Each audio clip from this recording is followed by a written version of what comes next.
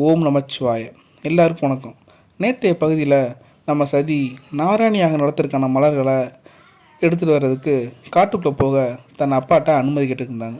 வாங்க அவங்க அப்பா அனுமதி கொடுத்தாரா இல்லையான்னு பார்ப்போம். தட்ச மகன் சொல்கிறாரு, இல்லை வேண்டாம், அந்த காட்டுக்கு மத்தியில் என் செல்ல மகள் உன்னை விடமாட்டேன் அப்படிங்கிறாரு. இல்லை, இந்த பூவை எடுத்துகிட்டு வர வேண்டியது, அந்த மலரை கொண்டு வந்து கொடுக்க வேண்டியது ஒரு பாக்கியமான செயல். அதை நான் செய்கிறதுக்கு சித்தமாக இருக்காதா சதி சொல்கிறாங்க. இருந்தாலும் செல்லம்மாவை விடுறதுக்கு அவர் தயார் இல்லை. இந்த மாதிரி ஒரு பொண்ணு 1000 வருஷத்துக்கு ஒரு முறை தான் ஒரு குடும்பத்தில் வந்து பிறப்பா. அப்பேற்பட்ட ஒரு பெண்ணை நான் காட்டுக்கு அனுப்பி ரிஸ்க் எடுக்க விரும்பலை, அனுப்ப முடியாது அப்படின்னு சொல்கிறாரு. இல்லை, நான் போய் தான் ஆவேன்னு இவங்க அடம்பிடிக்க, அதே சமயம் இவங்க பின்னாடி இருக்கிற லேடிஸில் அதுலேயும் குறிப்பாக சிவப்பு சட்டை போட்ட ஒருத்தி இருக்கிற பார்த்தீங்களா, அவளும் நம்ம மன்னரை அப்பான்னு தான் கூப்பிட்றாங்க. உங்கள் செல்ல பொண்ணுக்கு எதுவும் ஆகாமல் மித்த பொண்ணுங்க ரொம்ப சேஃபாக கூட்டிகிட்டு வந்துடுறோம். துணிக்கு நாங்கள் எல்லோரும் போகிறோம், அனுமதிங்கள் அப்படின்னு பெருமிஷன் கேட்க, கடைசியாக நம்ம மன்னரும் சரின்னு ஒத்துக்கிறாரு. பாரிஜாத மலர் எடுக்கிறதுக்காக இந்த பொண்ணுங்க காட்டுக்கு மத்தியில் போக போகிறாங்க. ஒரு வழியாக இவங்க சொன்ன காட்டுப்பகுதிக்கு போயாச்சு. தேவையான மலரை அவங்க பறிச்சுக்கிட்டு இருக்காங்க. அப்போது ஒரு பட்டாம்பூச்சி நம்ம சதியை பார்த்து அப்படியே சுற்றிக்கிட்டு இருக்குது. பார்க்குறதுக்கு ரொம்ப அழகாக இருக்கே அப்படின்னு சொல்லிட்டு அந்த பட்டாம்பூச்சி அப்படியே ஃபாலோ பண்ணிக்கிட்டே இந்த அம்மாவும் போகிறாங்க. அது ஒரு குளக்கரைக்கு பக்கத்தில் நம்ம சதியை கொண்டு வந்து விடுது. அந்த குளத்தில் ஒரு இடத்துல அந்த பட்டாம்பூச்சி நிற்கிது. நல்லா உத்து இவங்க பார்த்தா அந்த பட்டாம்பூச்சி எங்கே நிற்கிதோ அந்த இடத்துல கொஞ்சம் நேரத்துக்கு முன்னாடி இவங்க தூக்கி எரிஞ்சாங்களே ஒரு ருத்ராட்ச கொட்டை, அது இருக்குது. அதை மறுபடியும் இவங்க கைக்கு வந்து சேருது. அதே சமயம் சுற்றியும் முற்றியும் பார்க்குறாங்க. ஏதோ தப்பாக தெரியுது. கூட வந்த அந்த லேடிஸ் கூட்டம் அங்கே இல்லை.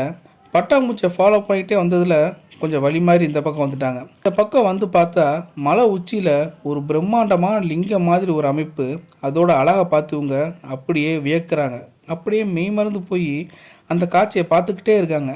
அப்படியே அந்த அழகில் மயங்கி நடந்து போனால் அங்கே நிறைய முனிவர்கள் ஆங்காங்கே உட்காந்து தியானம் பண்ணிகிட்டு இருக்காங்க.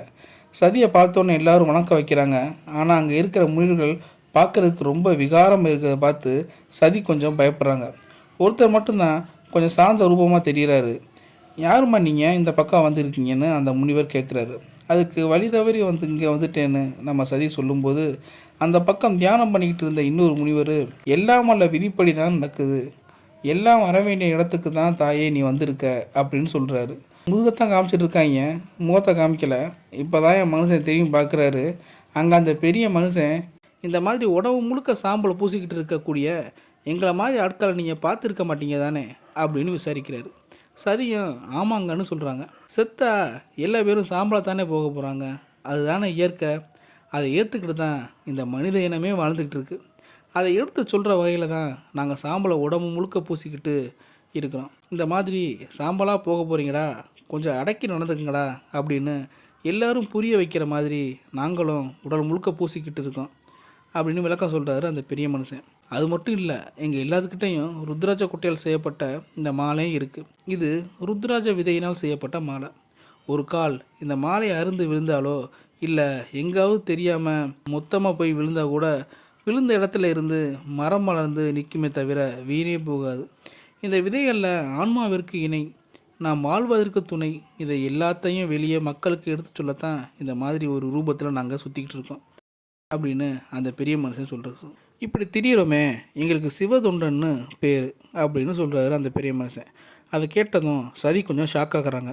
சிவதொண்டர்களா அப்படின்னு கேட்குறாங்க. ஆமாம், நாங்கள் கும்புற சாமி பேர் சிவன், அவருக்கு ஈசன் என்ற இன்னொரு பேரும் இருக்குது அப்படின்னு இன்னொரு முனி எடுத்து சொல்கிறாரு.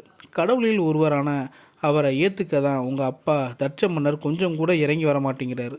கடவுள்னா அது விஷ்ணு மட்டும்தான் அப்படின்னு சொல்கிறாரு. சிவனடியார்களையும் சிவனையும் அவர் மறுக்கிறாரு அப்படின்னு அவங்க அப்பாவை பற்றி சொல்கிறாங்க. சதியோ, மன்னிக்கணும், எனக்கு லேட் ஆகிடுச்சு, என் சகோதரிகள் என்ன தேடுறாங்க, நான் கிளம்புறேன் அப்படின்னு கிளம்புறாங்க. ஒன்றும் பிரச்சனை இல்லைம்மா, நானே கொண்டு வந்து விடுறேன் வா அப்படின்னு கூட்டிகிட்டு வர்றாரு அந்த பெரிய முனி. கூட்டிட்டு போகிறப்ப சதி கேட்குறாங்க, எங்கள் அப்பா ரொம்ப ஆசையாக செஞ்ச அந்த சிலை கோயிலுக்குள்ளே போகலை, எல்லாம் விதின்னு சொல்கிறீங்களே, அப்போ இதுவும் விதி தானா அப்படின்னு ஒரு டவுட்டை கேட்குறாங்க. சரி, அதுக்கு நம்ம பெரிய முனி, ஆமாம் அது மட்டுமா, இப்போ உங்கள் அப்பா நாராயணி அங்கே நடத்த போகிறாரு இல்லையா, அது கூட தோல்வியில் தான் முடியும்னு ஏற்கனவே எழுதப்பட்டு ஆகிவிட்டது, அதுவும் விதி தான் அப்படின்னு சொல்கிறாரு அவர். முழுமையடையாத ஒரு சிலையை கொண்டு போய் கோயில் கருவறையில் வைக்கிறது அப்படின்றது பாவச் செயல். அது கண்டிப்பாக நடக்காது அப்படின்னு சொல்கிறாரு பெரியமுனி. எதற்காக அந்த சிலை முழுமையடையாமல் இருக்குது, அதோட பின்னணி என்ன அப்படின்னு கேட்குறாங்க.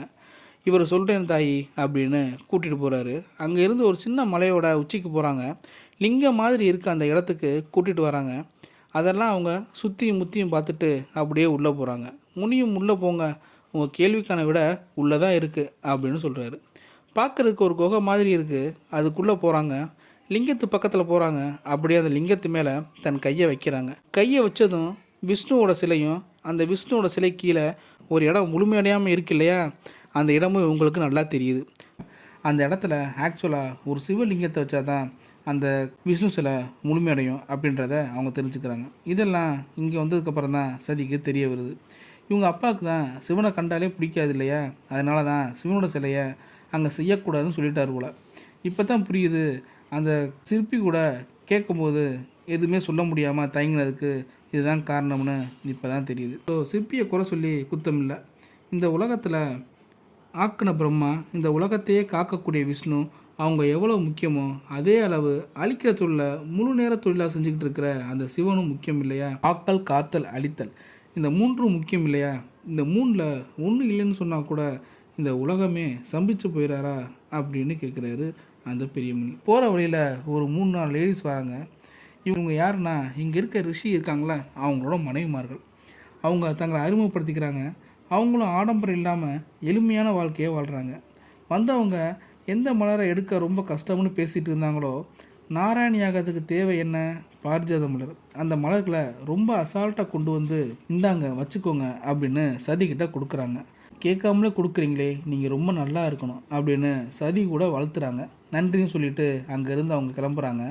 அப்படி போகும்போது அங்கே சின்னதாக ஒரு சிவனோட சிலை இருக்குது. அதை பார்த்தோன்னா இவங்க கையில் இருந்த ருத்ராட்ச கொட்டையை எடுத்து அந்த சிவலிங்கத்து மேலே அப்படியே பாசத்தோடு வைக்கிறாங்க. அப்புறம் நான் அரண்மனைக்கு போகிறேன், திசையெல்லாம் எனக்கு நல்லாவே தெரியும் அப்படின்ட்டு சதி அரண்மனைக்கு போகிறாங்க. நீங்கள் யாருன்னு இன்னும் நீங்களே உணராமல் இருக்கீங்க. தெரிஞ்சோ தெரியாமலோ நீங்கள் அடுத்து எடுத்து வைக்கிற ஒவ்வொரு அடியும் எல்லாம் போல சிவனை நோக்கியே இருக்க போகுது அப்படின்னு பெரியமுனி அவருக்கு அவரே பேசிக்கிறாரு.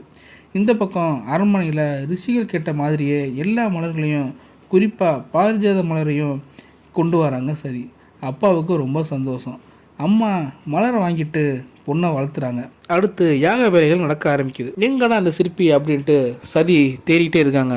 சிற்பி ஒரு ஓரமாக நின்று கவலைப்பட்டுக்கிட்டு இருக்காரு. சிற்பிக்கிட்ட போய் சதி உண்மையை சொல்லுங்கள், எங்கள் அப்பா தான் அந்த சிவலிங்கத்தை விஷ்ணுவோட சிலைக்கு வைக்க வேணாம்னு சொன்னாரா அப்படின்ட்டு கேட்குறாங்க. அதை உண்மையை சொல்ல முடியாமல் அந்த சிற்பி தயங்கி நிற்கிறாரு. சிற்பி முகத்தை பார்த்து இதை கண்டுபிடிச்சிட்டாங்க, அவங்க அப்பா தான் சிவலிங்கத்தை அந்த சிலை கீழே வைக்க வேணாம்னு சொன்னார் அப்படின்ட்டு அவங்க புரிஞ்சுக்கிறாங்க. அந்த சிற்பி சதிக்கிட்ட சொல்கிறாரு, சிவலிங்கம் என்கிட்ட இருக்குது, சில எந்த பிரச்சனையும் இல்லாமல் கோயிலுக்குள்ளே போகணும்னு நீங்கள் நினச்சிங்கன்னா இந்த சிவன் சிலையை கொண்டு போய் அறகுறையாக இருக்கக்கூடிய அந்த விஷ்ணு சிலையில் வச்சுருங்க அப்படின்ட்டு சிற்பி எடுத்து அந்த லிங்கத்தை சதி கையில் நீட்டுறாரு. சதி அந்த லிங்கத்தை கையில் வாங்கவே பயப்படுறாங்க. உங்கள் அப்பாவோட பேர் கெட்டு போகக்கூடாது, அதுக்கு அவருக்கு ஒரு வாய்ப்பு கிடைக்கிது, அந்த வாய்ப்பை பயன்படுத்திக்கிற நீங்கள் ஏன் தயங்குறீங்க அப்படின்ட்டு அந்த சிற்பி கேட்குறாரு. தயவு செய்து இந்த லிங்கத்தை எடுத்துக்கோங்க, உங்கள் அப்பா செய்ய போகிறது இந்த அனர்த்தத்தை தடுத்து நிறுத்துங்க, பிரச்சனை இல்லாமல் எல்லாத்தையும் உங்களால் தான் முடிக்க முடியும், சிவலிங்கத்தை கையில் ஏந்துங்க அப்படின்னு சொல்கிறாரு. உங்கள் அப்பாவுக்கு மிகப்பெரிய இழிவு பேர் வரப்போகுது, அதை தடுத்து நிறுத்தக்கூடிய ஒரு வாய்ப்பு ஒரு மகனான உங்களுக்கு கிடைக்கிது, இன்னும் செய்ய தயங்குறீங்களே, இது அறமா அப்படின்னு கேட்க ஒரு செகண்ட் ஆடி போகிறாங்க நம்ம சதி. கை நீட்டி சிவலிங்கத்தை பயபக்தியோட பாசத்தோடு வாங்குறாங்க, ஏந்திக்கிறாங்க. சிவலிங்கம் அந்த சிற்பியோட கையிலிருந்து நம்ம சதியோட கைக்கு இடமாறுது. அடுத்து என்ன நடக்கும் நெக்ஸ்ட் எபிசோடில் சொல்கிறேன். ஓம் நமச்சிவாய.